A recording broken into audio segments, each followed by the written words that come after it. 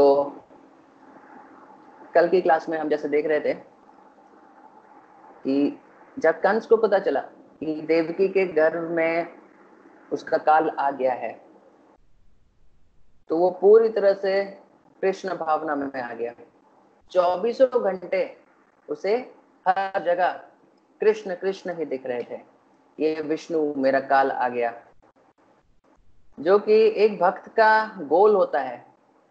हम ये चाहते हैं कि हमारी मन स्थिति ऐसी हो जाए कि हम जहां देखें वहां हमें भगवान ही दिखाई पड़े।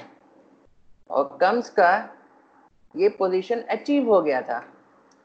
सोते हुए भी उसे कृष्ण के ही सपने आते हैं, जागते हुए भी जहां पर देखता है लगता है कि कृष्ण आ रहा है। तो ऐसी स्थिति है। वास्तव में गोपियों की भी यही स्थिति थी।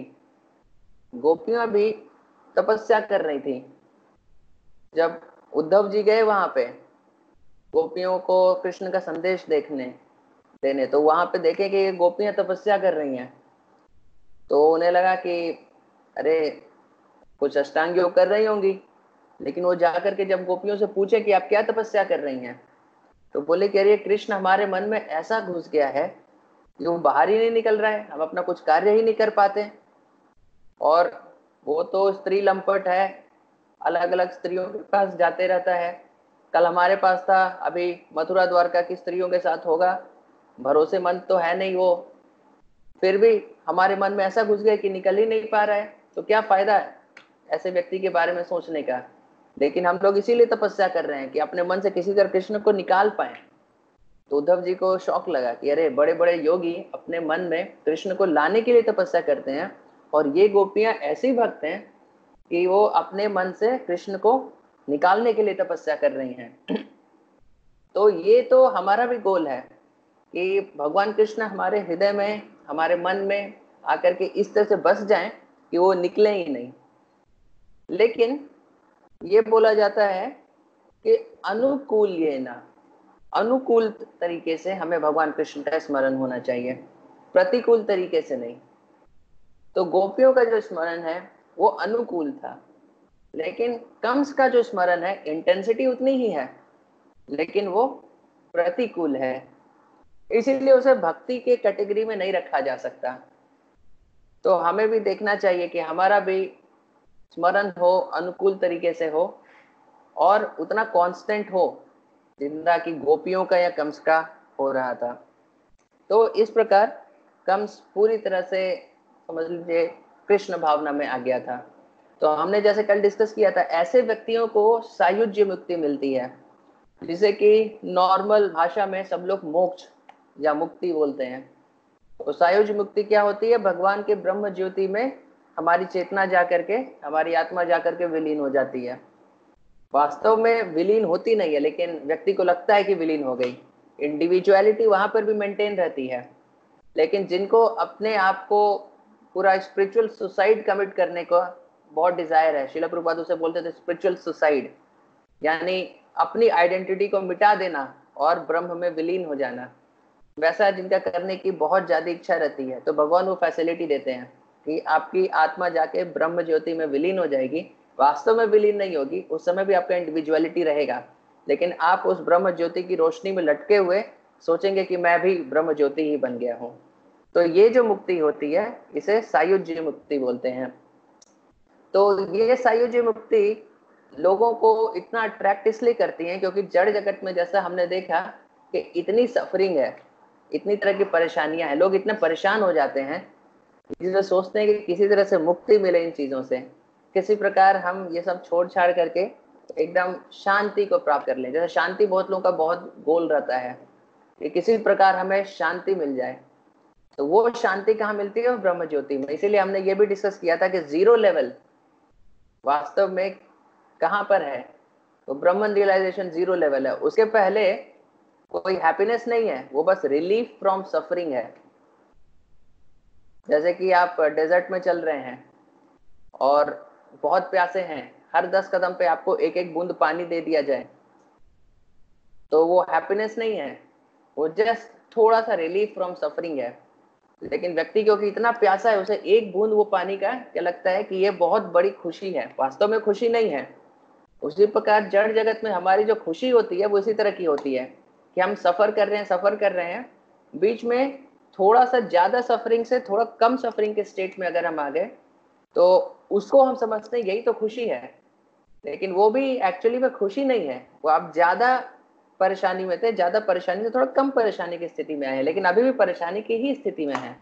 क्योंकि हमें पता है जीरो लेवल क्या होता है, वो जब हम ब्रह्मन रियलाइज हो जाते हैं, ब्रह्मन लेवल पे, ये ब्रह्म ज्योति, तो वो सायुज्य मुक्ति है। क्योंकि सायुज्य मुक्ति किसी को मिली तो वो जीरो लेवल पर, नहीं तो उसके पहले निगेटिव लेवल पर ही रहता है। ये हमारे शास्त्र बताते हैं कि इस तरीके से वो जीरो लेवल है, ब्रह्मन प्लेटफॉर्म। लेकिन भक्तों को ये बिल्कुल नहीं चाहिए होता है। जैसे हमने देखा था कल की 5 प्रकार की मुक्तियां होती हैं, तो भक्त ऐसे तो मुक्ति वो चाहते ही नहीं, वो सिर्फ सेवा चाहते हैं। लेकिन अगर बाकी 4 प्रकार की मुक्तियां मिल जाएं तो चलेगा, लेकिन ये 5वें प्रकार की मुक्ति तो बिल्कुल नहीं चाहते हैं। जैसे कि 5 प्रकार की मुक्तियां क्या होती हैं जो हमने कल देखा था। सालोक्य यानी भगवान के लोक में रहना, सारूप्य यानी भगवान के का सेम रूप होना, सायुज्य जो हम देख रहे हैं कि भगवान के ब्रह्म ज्योति में विलीन हो जाना, और फिर सारिष्टि यानी भगवान के जितने ऑपुलेंस हैं वो हो जाना, और हाँ भगवान का जितना ऑपुलेंस है सारा वो ऑपुलेंस मिल जाता है। और सामीप्य यानी भगवान का खुद का पार्षद हो जाना, सामीप्य यानी भगवान के बहुत सारिष्टि और सालोक्य, तो करीब आ गए, उनके ऑपुलेंस मिल गए, तो उन सारी चीजों से हम भगवान की सेवा कर सकते हैं। लेकिन सायुज्य मुक्ति में जब हम ब्रह्म ज्योति में विलीन हो जाते हैं, तो ब्रह्म ज्योति में विलीन होने के बाद कोई सेवा की अपॉर्चुनिटी नहीं है। तो इसीलिए भक्त बोलते हैं कैवल्यम नरकायते, कि हमारे लिए नरक के समान है कैवल्यम जो मुक्ति है, ये सायुज्य मुक्ति। तो बोले कि हम तो नरक चले जाएंगे क्योंकि नरक में हम भगवान की सेवा कर लेंगे, लेकिन ये मुक्ति तो हमें किसी कीमत पे नहीं चाहिए, क्योंकि इस मुक्ति में भगवान की सेवा करने का कोई अपॉर्चुनिटी नहीं है। और क्यों भगवान की सेवा करना चाहते हैं? क्योंकि हमें पता है कि यही जो सेवा है ये एक जीव के लिए सबसे बड़ी खुशी है। तो ये स्पिरिचुअल मैथमेटिक्स मटेरियल मैथमेटिक्स जैसा काम नहीं करता। मटेरियल मैथमेटिक्स में हम जिसकी सेवा करते हैं वास्तव में उसे खुशी मिलती है, और सेवक तो उसको तो सेवा करना पड़ता है। कोई इस जड़ जगत में सेवक नहीं बनना चाहता, वो स्वामी ही बनना चाहता। लेकिन स्पिरिचुअल कैलकुलेशन थोड़ा अलग चलता है, वहां पर हम जब सेवक बन जाते हैं तब हमें बहुत ज्यादा खुशी मिलती है ना। तो इसीलिए भक्तों को बोलिए कहीं पर भी चले जाएं जहां पर की सेवा है, लेकिन जहां पर सेवा नहीं वहां पर नहीं जाएंगे। इवन मुक्ति मोक्ष जो भी मिले वहां पे भगवान की सेवा नहीं है तो वहां पे जाने के लिए वो रेडी नहीं है। इसीलिए श्रील प्रभुपाद कहा करते थे कि अगर आप चाहते हैं कि आपके जप में भगवान कृष्ण प्रकट हो, तो हमारा जप जो है वो सेवा भाव से पूरी तरह से परिपूर्ण होना चाहिए। तो पूरी तरह से सेवा भाव में जब आप जप करेंगे तो उस जप में जन्माष्टमी का उत्सव हो जाएगा, उस जप में भगवान कृष्ण प्रकट हो जाएगा। कि वो उस दिन प्रकट हुए हैं और हम भी इस प्रकार से जप कर पाए कि उस दिन वो सिर्फ इस भौतिक जगत में ही नहीं हमारे जप में भी प्रकट हो पाए। तो इस प्रकार से कंस ग्लोरीफाई कर इस भगवान को स्मरण कर रहा था 24 घंटे हर जगह जहां पर भी था, और इस प्रकार से उसे सायुज्य मुक्ति मिल जाती है बाद में। तो बहुत सारे भक्त हैं वो अपनी नम्रता में कंस को बहुत ग्लोरीफाई करते हैं, उसका बहुत तारीफ करते हैं, बोलते हैं कि अरे हम इतनी भक्ति करने के बाद भी भगवान को इतने अच्छे से स्मरण नहीं कर पाते हैं, और ये कंस देखो कितने इंटेंसिटी के साथ स्मरण कर रहा है भगवान का। तो वो तो निगेटिवली स्मरण कर रहा है, लेकिन फिर भी बहुत सारे भक्त इस तरह से कंस की तारीफ करते हैं, और क्योंकि स्मरण कर रहा है तो प्यूरिफिकेशन तो हो ही रहा है। लेकिन जो निगेटिवली स्मरण करता है प्रतिकूल तरीके से, उन्हें वही सेम डेस्टिनेशन नहीं मिलता जो कि भक्तों को मिलता है।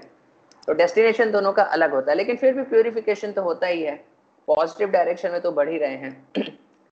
तो ये सब बातों को कंसिडर करके कुछ भक्त कंस को ग्लोरीफाई करते हैं, बहुत तारीफ करते हैं कि अरे इतना इंटेंसिटी के साथ भगवान को याद कर पा रहा है। और भगवान का ये इंस्ट्रक्शन भी है, मन मना भव मद भक्तो मदयाजी माम नमस्कुरो, कि जैसे हमने डिस्कस भी किया था कि सारे डूज एंड डोंट्स जो भक्ति में हम करते हैं, कि आरती करना, जप करना और 4 नियम नहीं तोड़ना, यानी जो भी डूज एंड डोंट्स हैं, सबका इसेंस क्या है? क्या इसेंस है सबका? Always remember Krishna and never forget Krishna. तो ये इसेंस तो अचीव हो गया ना कंस का, लेकिन एक चीज और है, ऑलवेज रिमेंबर कृष्णा फेवरेबली, वो चीज उसका अचीव नहीं हो पाया था, राइट? तो ये है। तो बिफोर डेथ कम्स, शिला प्रभुपाद कहा करते थे, उनका एक फेमस स्टेटमेंट है, before death comes we should be fully Krishna conscious. Fully Krishna conscious का क्या मतलब है? कि हमारी चेतना पूरी तरह से कृष्णमय होनी चाहिए, यानी 24 घंटे हम कंस जैसी स्थिति में हैं, सिर्फ हमें कृष्ण ही कृष्ण दिख रहे हैं, जहां देखो वहां पे कृष्ण दिख रहे हैं। तो जहां देखो वहां कृष्ण दिख रहे हैं, इसका क्या मतलब है? ऐसा नहीं कि सब जगह आपको भगवान कृष्ण की तस्वीर दिखते रहती, सब जगह कृष्ण को देखने का मतलब और 24 घंटे कृष्ण को याद करने का मतलब ये है कि आप जहां देखते हैं वहां आपको कृष्ण की सेवा करने की अपॉर्चुनिटी दिखती है। जैसे कि शिला प्रभुपाद अपनी खिड़की से बाहर देख रहे थे, तो एक बड़ी सी ट्रॉली थी, वो रोड पर जा रही थी। तो भक्तों ने पूछा कि प्रभुपाद आप ट्रॉली को देख करके क्या सोच रहे हैं? तो प्रभुपाद बताते हैं कि मैं सोच रहा हूँ ये ट्रॉली कितनी अच्छी होगी रथ यात्रा के लिए। इतनी अच्छी ट्रॉली है, इस पे हम लोग जगन्नाथ बलदेव सुभद्रा को ऐसे रख करके पूरे न्यूयॉर्क सिटी में घुमा सकते हैं और बहुत अच्छी रथ यात्रा हो जाएगी। तो ये यहाँ पे शिला प्रभुपाद तो क्या ट्रॉली के बारे में सोच रहे हैं, लेकिन ये भी कृष्ण भावनामृत है, क्योंकि कृष्ण की सेवा के बारे में सोच रहे हैं। जैसे कि शिला प्रभुपाद अपने पर्पस में ये उदाहरण देते हैं कि एक बिजनेसमैन है, वो जहां पर भी जाता है उसे बिजनेस दिखता है। वो जंगल में जाएगा तो बाकी लोगों को कुछ और दिखेगा, जो लोग पिकनिक मनाने के लिए आए उन्हें प्लेजर स्पॉट्स दिखेंगे, बाकी और कोई कुछ करने आए तो उसको वहां पे कुछ और दिखेगा। बिजनेसमैन को क्या दिखेगा कि अरे इतने सारे पेड़ हैं, इनको काट करके बेचा जा सकता है और खूब पैसे कमाया जा सकता है, उसको जहां देखो वहां बिजनेस दिखेगा, है ना? तो इसी तरह शिला प्रभुपाद एग्जाम्पल देते हैं कि भक्त भी जहां देखे हो वहां उसको ये दिखता है कि अरे ये सामान जो भी सामान है इसको भगवान की सेवा में कैसे लगाया जाए। तो 24 घंटे कृष्ण को देखने का ये मतलब है। और दूसरा ये भी मतलब बताया जाता है कि उसे हर चीज में भगवान याद आते हैं। जैसे भगवान भगवत गीता में बोलते हैं कि अरे मैं I am the taste of water, जब आप जल पीते हैं तो उससे जो सेटिस्फैक्शन मिलता है वो मैं हूँ। तो एक भक्त जब जल पीता है तो उसे याद आता है कि अरे ये जो मेरी प्यास बुझ रही है ये वास्तव में भगवान की कृपा है, ये कृष्ण है। तो इसी प्रकार शिला प्रभुपाद कुछ यूएस में ड्रंकर्ड थे, वो शराब पीना नहीं छोड़ पा रहे थे। तो वहां पे पूछे थे हम कैसे भक्ति करें, तो प्रभुपाद उन्हें ये इंस्ट्रक्शन दिए थे, आप जब शराब पीते हैं तो ये सोचिए कि शराब का जो टेस्ट है ये भगवान कृष्ण है। तो इस तरह से वो कृष्ण के बारे में सोचने लगे और धीरे धीरे प्यूरिफाई भी हो गए, बाद में सब छोड़ छाड़ करके भक्त भी बन गए। तो ये एक प्योर डिवोटी का एक्सपर्टाइज होता है कि हर तरह के लोगों को वो किसी ना किसी तरह प्रचार कर ही देते हैं। तो ये चीज होता है। इसी तरह भगवान बोलते हैं कि अलग अलग चीजों में मैं ये हूँ, कि यहाँ पे आप देखेंगे तो मैं ये हूँ, इन प्रतिभाओं में ये हूँ।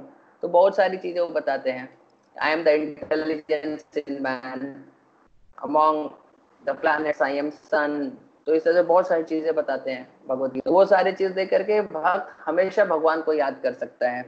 और यही हमारे लाइफ का गोल है कि जब हमारी मृत्यु आए इसके पहले हमें पूरी तरह से कृष्ण भावनामृत में आ जाना चाहिए।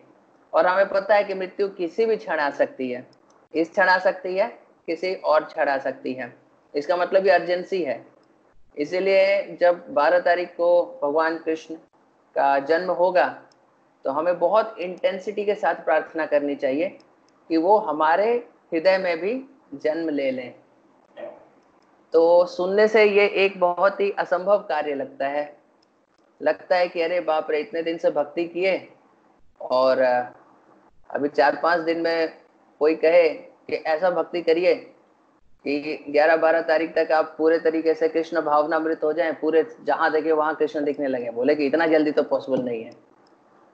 तो होपलेस सिचुएशन लगता है। इवन इतना जल्दी क्या, कभी कभी लगता है कि पूरे जिंदगी भी भक्ति करते रहे तो लगता नहीं कि ऐसे पोजीशन में कभी पहुंच पाएंगे कि हम जहां देख रहे हैं वहां हमें भगवान कृष्ण ही दिख रहे हैं।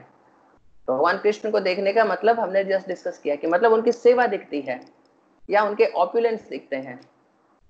और भगवान कृष्ण को नहीं देखने का क्या मतलब है कि अपना एंजॉयमेंट दिखता है। जैसे कि एक अभक्त अगर फूल को देखेगा तो वो सोचेगा कि अरे ये फूल मेरे एंजॉयमेंट के लिए, उसको तोड़ करके मैं स्मेल करूं या फिर कहीं अपने पास रखूं। लेकिन एक भक्त देखेगा तो बोलेगा कि अरे ये फूल भगवान को चढ़ाया जा सकता है। तो इस प्रकार भक्त सब जगह भगवान को देखते हैं। तो ये चेतना हमारी होनी चाहिए मृत्यु के पहले। और मृत्यु कभी भी आ सकती है, तो जितना जल्दी हो सके उतना अच्छा है। लेकिन जैसे हम डिस्कस कर रहे थे कि ये बहुत मुश्किल लगता है कि ऐसा कभी हो पाएगा कि नहीं हो पाएगा। एकदम होपलेस केस लगता है, या हम इस लेवल पे कभी पहुंच पाएंगे कि नहीं पहुंच पाएंगे। लेकिन भगवान कृष्ण का जन्म भी एकदम होपलेस केस में ही हुआ था। जब भगवान कृष्ण का जन्म हुआ था वो अमावस्या की काली रात थी और देवकी वसुदेव जेल में बंद थे। तो भगवान ने जेल में जन्म लिया, इतनी काली रात को जन्म लिया जब प्रकृति चारों तरफ तांडव कर रही थी, बरसात हो रही थी। तो ऐसे सिचुएशन में भगवान जन्म लेते हैं। तो भगवान ये दिखाते हैं कि जहां पे होपलेस केस है और मेरे भक्त उस होपलेसनेस के कारण मेरा शरण लेते हैं, तो वहीं पे मेरा आविर्भाव होता है। तो भगवान कृष्ण जब उस काली रात में जन्म लिए तो वो उस दिन चांद निकल आया। हालांकि वो अमावस्या की रात है, लेकिन फिर भी चांद निकल आया। क्यों निकल आया? क्योंकि भगवान चंद्र वंश में जन्म लिए। तो ये देख करके चांद बहुत खुश था कि अरे भगवान चंद्र वंश में जन्म लिए हैं। तो खुशी के मारे वो भी बाहर निकल आया, है ना। और भगवान इसलिए ये दिखाना चाहते हैं कि जब मैं काली रात में जन्म लेता हूं ताकि प्रकाश बांट सकूं। और भगवान जेल में जन्म लिए ये दिखाने के लिए कि जब मैं आऊंगा तो कितने भी बंधन हो सब टूट जाएंगे। जैसे वसुदेव के सारे बंधन टूट गए जब वो भगवान को गोकुल ले जाने बाहर निकले, तो सारे ताले खुल गए।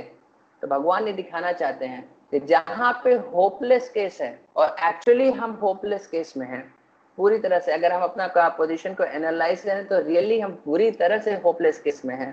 तो लगता नहीं कि कभी भी किसी अपनी शक्ति से हम कैसे भी भक्ति करें तो इस लेवल पे पहुंच पाएंगे कि हम 24 घंटे भगवान को याद कर पाए, क्योंकि हमारा मन बहुत ही कॉम्प्लेक्स है। हम कितनी कितनी और चीजों के बारे में सोचते रहते हैं। लेकिन इस कॉम्प्लेक्सिटी के साथ, इस होपलेसनेस के साथ अगर हम भगवान को पुकारेंगे तो हमारे हृदय में जन्माष्टमी हो जाएगी। भगवान जरूर अपीयर कर जाएंगे। और भगवान ऐसी सिचुएशन में अपीयर करते हैं जहाँ पे होपलेस केस है। और यही भगवान यहाँ पे दिखा रहे हैं कि जहाँ होपलेस केस है वहां पर मैं प्रेजेंट हो जाता हूँ। तो जन्माष्टमी का ये सिग्निफिकेंस है कि जहाँ होपलेस केस है वहां पर अगर भक्त भगवान का शरण ले तो भगवान वहां पर प्रकट हो जाते हैं। तो ये सिर्फ एक हिस्टोरिक इवेंट नहीं है या एक दिन का त्योहार नहीं है। लेकिन अगर हमारा एटीट्यूड वसुदेव और देवकी के जैसा है तो वास्तव में भगवान कृष्ण को हम अपने हृदय में प्रकट कर सकते हैं। और जन्माष्टमी का ये सिग्निफिकेंस है कि उस दिन हम भगवान को पूरी तरह समर्पण करते हैं और उनसे प्रार्थना करते हैं कि आप सिर्फ इस भौतिक जगत में जैसे प्रकट हुए थे जन्माष्टमी के दिन, उसी प्रकार आज जन्माष्टमी के दिन हमारे हृदय में भी प्रकट हो जाइए। तो ये कंप्लीट डिपेंडेंस, सरेंडर और डेडिकेशन जैसा वसुदेव और देवकी ने दिखाया, वैसा अगर हम दिखाते हैं तो श्योर इनफ भगवान हमारे हृदय में जरूर उस दिन प्रकट होंगे। तो देखिए भगवान जब प्रकट होते हैं तो हमने देखा अमावस्या की रात भी चंद्रमा की रात में बदल गई। तो हम जब प्रकट होते हैं तो ग्रह नक्षत्रों का पोजीशन देख करके हमारा भविष्य डिसाइड होता है। लोग एस्ट्रोलॉजी और का चार्ट बनाते हैं, कुंडली सब बनाते हैं। लेकिन भगवान जब प्रकट होते हैं तो नहीं देखते, ग्रह अपने आप को भगवान प्राकट्य के रूप से एडजस्ट कर लेते हैं। किस लिए? उनके जीवन को ऑस्पिशियस बनाने के लिए नहीं, अपने आप को ऑस्पिशियस बनाने के लिए। ये भगवान कृष्ण का जन्म तो ऐसे भी ऑस्पिशियस है, ग्रह नक्षत्रों की जो भी पोजीशन हो, लेकिन ग्रह नक्षत्र फिर भी अपने आप को एक ऑस्पिशियस पोजीशन में अरेंज कर लेते हैं। इसलिए भगवान कृष्ण का जन्म ऑस्पिशियस हो जाए इसलिए नहीं, क्योंकि उनकी गरिमा बढ़ जाएगी, उनकी शोभा बढ़ जाएगी। तो इसीलिए हम देख रहे हैं कि भगवान कृष्ण हालांकि अमावस्या की रात में आए, लेकिन पूर्णिमा की रात हो गई उस दिन। तो ये हम देखते हैं कि प्रकृति भी स्वागत करती है भगवान के आने का। तो इस प्रकार भगवान अपने दिव्य रूप में प्रकट हुए कंस के जेल में, और हम देखते हैं जब प्रकट हुए तो एक ऑर्डिनरी चाइल्ड के जैसे नहीं थे। वो पहले तो विष्णु रूप में आए और देवकी वसुदेव ने अपने वात्सल्य प्रेम के कारण बोला कि भगवान आप अपने स्वरूप को छुपा लीजिए, नहीं तो कंस मार देगा।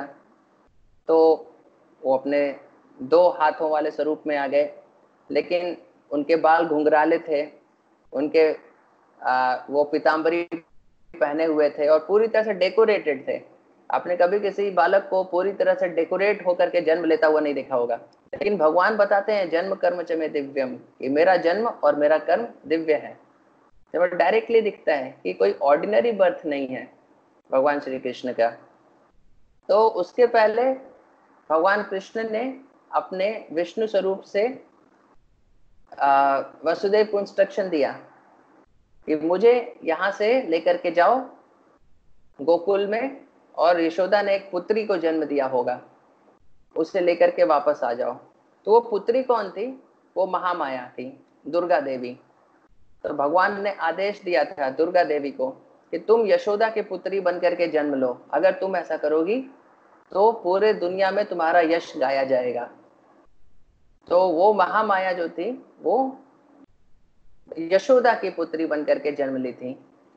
और जो देखिए कृष्ण, एक यहाँ पे रहस्य की बात बताई जाती है, हमारे आचार्य एक बहुत बड़ा रहस्य बताते हैं कि कृष्ण को हम कहते हैं वो वृंदावन से एक कदम भी बाहर नहीं निकलते।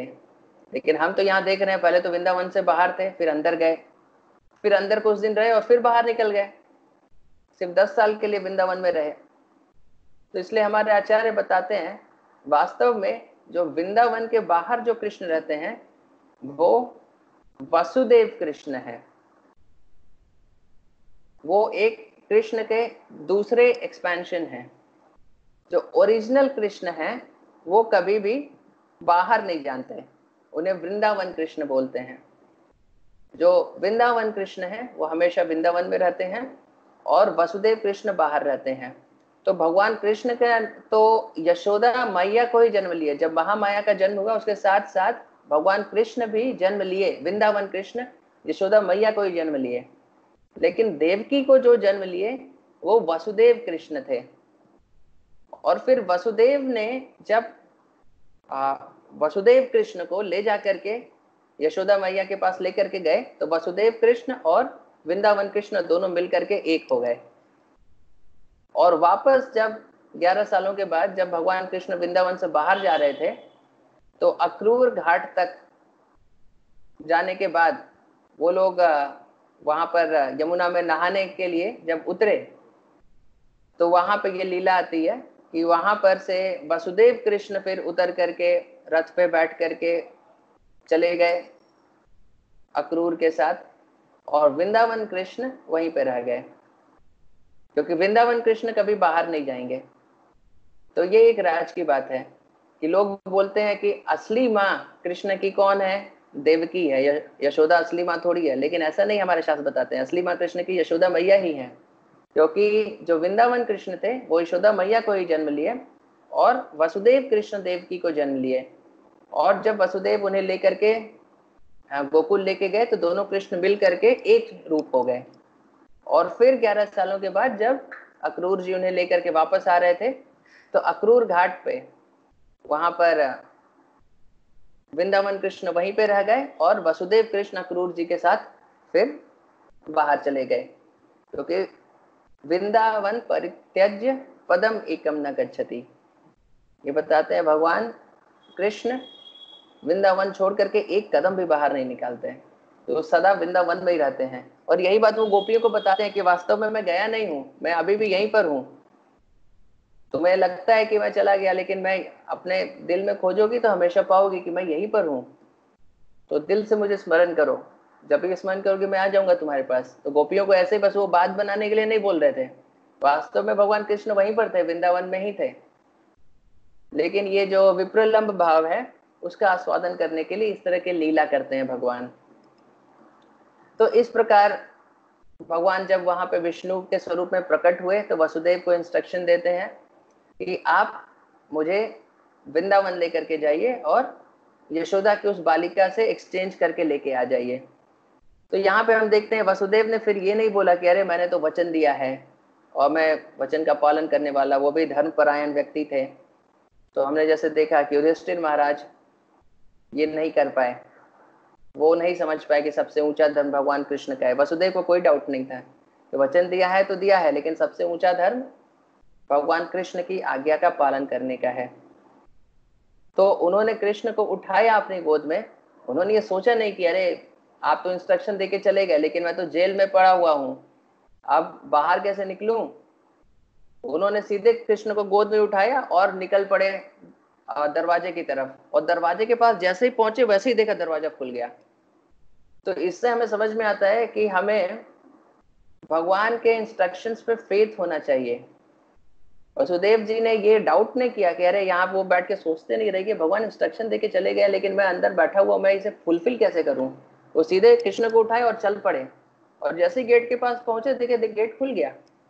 तो इसका ये मतलब है कि हमें भी अगर भगवान के और हरि गुरु वैष्णवों के जो भी इंस्ट्रक्शंस दिए उन पे फेथ है और उनको पालन करने का हम कोशिश करते हैं और पहला कदम उठाते हैं, तो आगे का रास्ता हमें अपने आप मिलता चला जाएगा।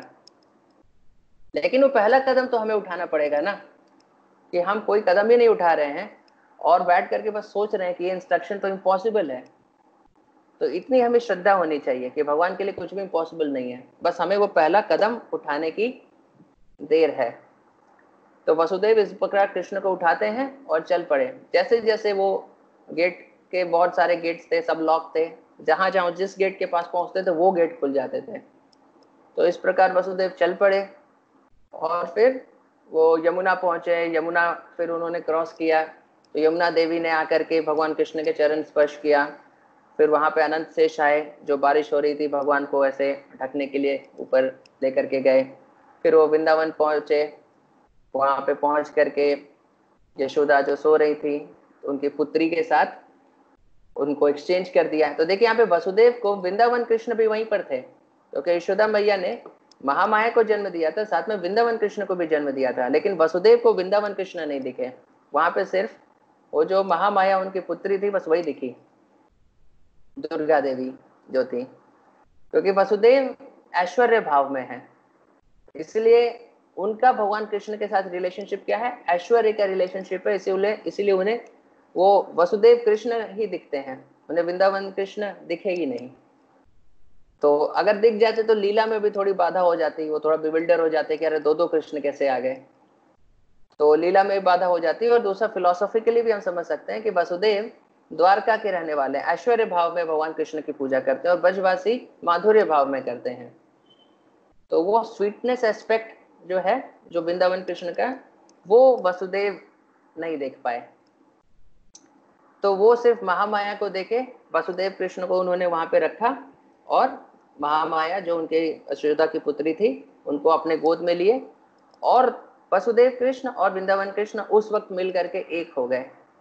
और इस प्रकार वसुदेव वापस फिर अपने जेल में लौट आए और फिर से उसी प्रकार सारी ताले बंद हो गए, सारी बेड़ियां फिर से लग गई और सब कुछ एज इट इज नॉर्मल हो गया। तो इस तरह का सिचुएशन हुआ। तो देखिए, एक पिता के लिए अपने खुद के पुत्र को ऐसे दूसरे के यहाँ छोड़ करके आना, और पता है नहीं कि अब दोबारा कभी देख पाएंगे कि नहीं देख पाएंगे, ये एक बहुत ही, मतलब अगर जरा सा इमेजिन करिए, हम बस लीला सुन लेते हैं, आगे बढ़ते चले जाते हैं। इमेजिन करिए कितना ये पेनफुल सिचुएशन है। मटेरियल व्यू पॉइंट से देखा जाए तो ऑब्वियसली वसुदेव तो शुद्ध भक्त हैं, उनके लिए कोई पेनफुल जैसी कोई चीज ही नहीं एग्जिस्ट करती। लेकिन मटेरियल व्यू पॉइंट से देखें तो कितना पेनफुल सिचुएशन है भगवान के, ये वसुदेव के लिए। तो इतना पेन उन्होंने सहा सिर्फ भगवान की खुशी के लिए, भगवान के आदेशों का पालन करने के लिए। तो हमें भी इस प्लेटफॉर्म पे होना चाहिए। हम बहुत बार सोचते हैं कि अपने खुशी के बारे में, अपने दुख के बारे में, लेकिन उससे ज्यादा इंपॉर्टेंट है कि भगवान का आदेश क्या है। अपने सुख दुख के बारे में सोचते रहते अगर वसुदेव, तो कभी भगवान की इतनी सेवा नहीं कर पाते और इतने आनंद को कभी नहीं प्राप्त कर पाते। हमारा भी यही प्रॉब्लम है कि हम अपने सुख दुख के बारे में इतना ज्यादा सोचते रहते हैं कि हम फर्स्ट प्रायोरिटी भगवान के इंस्ट्रक्शंस को दे ही नहीं पाते हैं। लेकिन कभी हम ऐसा दे करके देखें कि अपने सुख दुख को भूलिए, सिर्फ भगवान ने जो आदेश दिया है उसको पालन करने का प्रयास करिए। तो देखिए, भगवान का आदेश का पालन करने से हमें जो खुशी मिलेगी वो स्पिरिचुअल लेवल हैप्पीनेस है, ग्रॉस सेटल है नहीं, जो कि सबसे ऊंचे लेवल की खुशी है। और जिनको मिलती है वही समझते हैं कि ये क्या चीज है। इसीलिए तो जो शुद्ध भक्त होते हैं, हमने डिस्कस किया, कहीं पर भी चले जाएंगे लेकिन उस जगह नहीं जाएंगे जहां पे भगवान की सेवा करने की अपॉर्चुनिटी नहीं है। तो आई थिंक आज का हमारा फिर समय अभी खत्म हो गया है। तो इस प्रकार हम लोग अपनी लीला को धीरे धीरे आगे बढ़ाते रहेंगे, और फिर 12 तारीख को हम फिर बाकी और चीज़ों को डिस्कस करते हैं। मतलब उस दिन हम लोग कंक्लूड करेंगे अपनी इस लीला को। तो थैंक यू वेरी मच। शिला प्रभुपाद की जय।